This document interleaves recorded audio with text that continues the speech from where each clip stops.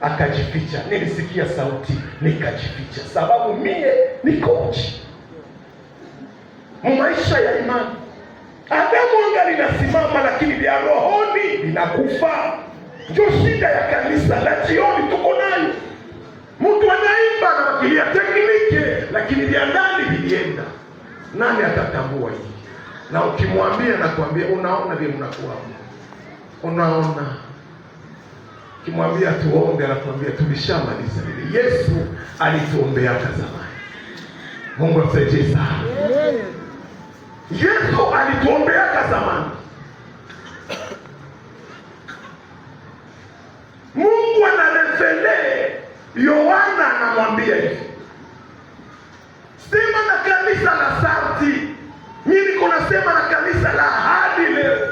Sisi ambao tunajaa ahadi za Mungu hapa kwetu, siko nyingi sana zilizonenwa wakati wa Babeli, zikanenwa wakati mchungaji wetu Mateso iko hapa na mpaka sasa zingali zinanenwa, na kila mtu anachunga yake. Mungu alituambia tukimaliza kujenga atafanya, si ndio? Tukimaliza hiki atafanya, na haya yote mioyo yetu inasubiri. Haiko vile watu inasubiri.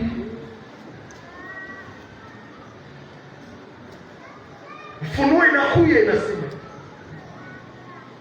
una jina la kuwa hai, lakini ulishakufa, na ahadi ya Mungu haitatimilika kwako, na ulikufa, haiwezi timilika.